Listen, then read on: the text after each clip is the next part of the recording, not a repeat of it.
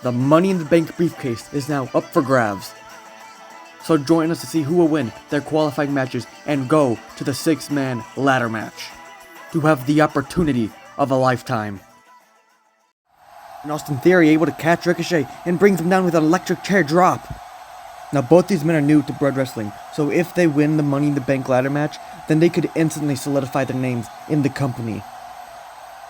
Now Ricochet just leaping off Austin Theory and then grabbing him by the arms and going in for the pin.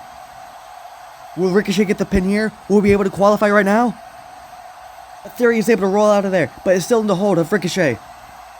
Oh god, now a bunch of elbows to the face of Ricochet so he can break out of there. Now able to break away from Ricochet. And Ricochet now slowly getting back to his feet after the multitude of elbows that he just got hit by. But Austin Theory is still on the ground. This might be Ricochet's only chance. I don't think Theory realizes what's going on. Oh, Ricochet with a knee smash to the face of Theory, and now just swinging him back, and then a recoil to him. He just pulled out his finishing move. This has to be it. Going for the pin. And Ricochet qualifies for Money in the Bank. The human highlight reel is one step closer to winning the Money in the Bank briefcase. And Carmelo getting caught by Bronson Reed again and gets slammed to the ground. Carmelo hasn't been able to put any moves on Bronson Reed since the beginning of this match. And you gotta think what the almighty standard, especially Bobby Lashley, thinks of Carmelo Hayes after all of this. But a big back suplex by the 330-pounder. Carmelo looks wiped out now. There can't be anything else he's gonna do to him. Oh god, what's Bronson thinking of doing here? Oh, a gator roll, bringing him to the center of the ring. For a man his size, he is quite agile. All the other wrestlers have to keep that in mind if he qualifies for the Money in the Bank briefcase. And it seems like he's just about to do it here. Dragging Carmelo to the center of the ring. Bronson is just playing with his food at this point and rebounding off the ropes with a big splash. A very Warrior-esque splash, and then going for the pin. And the Ozilla wins and gets one step closer to the briefcase. I can't imagine what things this guy would be capable of in a ladder match. And Finn Balor with a sling blade to Dragon Lee. Mind you, this is Dragon Lee's debut match here in Pro Wrestling. So we will see what he's capable of in the ring. Speaking of which, able to counter Finn Balor and goes in for a rolling pin. Would this be it here? The ref is counting, but no! Finn Balor able to push Dragon Lee off of him. Now Finn Balor obviously wants another shot at the Pro Wrestling Championship, so he thinks this is the best way to get a second opportunity. Then going for the cover here, but Dragon Lee able to kick out. And then rolling Finn Balor back to another pin. This has to be it here, but no, Finn Balor is holding onto the ropes. The ref has to call a rope break on that. That could have been Finn Balor's one opportunity, and it just flew over him. And now he's waiting for Finn Balor to get back up. And he's just staring at Dragon Lee, who's telling him to bring it. Probably not the wisest decision to egg on the Prince. And oh, a big elbow, setting him to the ground. This is exactly what I mean. This is how you provoke the demon inside of Finn. And now just waiting to deliver one of his most devastating moves. Here comes the shotgun dropkick right to the face and then going in for a pin. This has to be it. There's no way Dragon Lee kicks out of this. And Finn Balor qualifies. And he is one step closer to the Pro Wrestling Championship. Just eyeing where the Money in the Bank briefcase would be. And Omos putting a real beating on Sheamus, much to the pleasure of MVP who's watching on. Just telling Omos what his next step should be. Now could you imagine if Omos really qualifies? He's probably the most dangerous person in this entire thing. And if he wins the briefcase, there'd be no stopping him. And it's surely surprising to see Omos treating Sheamus like this. I've never seen Sheamus in this position before. And MVP telling him to finish off this match right here. And we could be seeing the end of it right here. Omos trying to lift up Sheamus for a suplex. Able to get it, but oh! I don't know what kind of twisting suplex that was, but going in for the pin. Will Omos qualify for Money in the Bank? And it seems like he just did. The biggest threat has now entered Money in the Bank. All the other competitors need to watch out for this man. And Chad Gable trying to get another suplex off of Dominic. But Dominic able to counter with a head throw. But Chad Gable able to roll out of it and going for a tilt-like pin. You never want to provoke the Olympic wrestler that is Chad Gable. But Dominic able to break free of Chad Gable's hands. Now Chad Gable definitely has had a disadvantage when coming to luchadors. And especially Dominic Mysterio being the son of Rey Mysterio is definitely going to sway the match. And Edge, the mentor of Dominic and the leader of Judgment Day, just watching on as Dominic looks like he's able to copy his father and hit a 619, but oh no, Chad Gable catches it. He just caught one of Dominic's best moves that he stole from his father. But oh no, leaving his leg open for Chad Gable to hit in an ankle lock. Dominic trying to grab the ropes, but it seems like it's no use.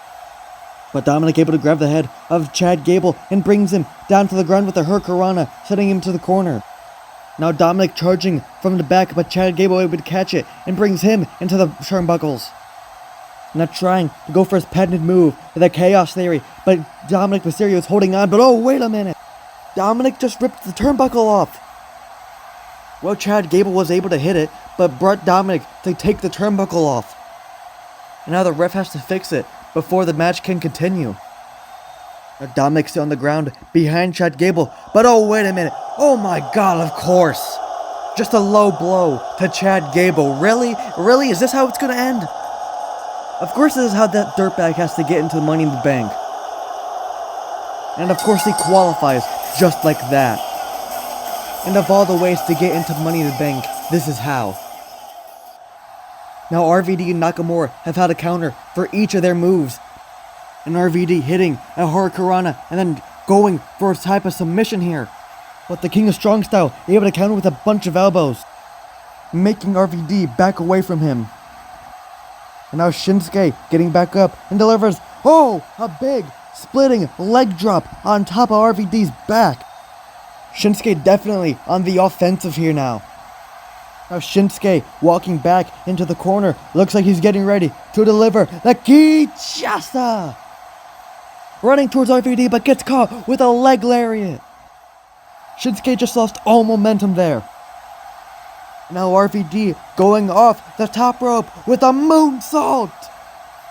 And now he's going for the pin here. Will he be able to do it? We could see him and Money in the Bank, and he does it.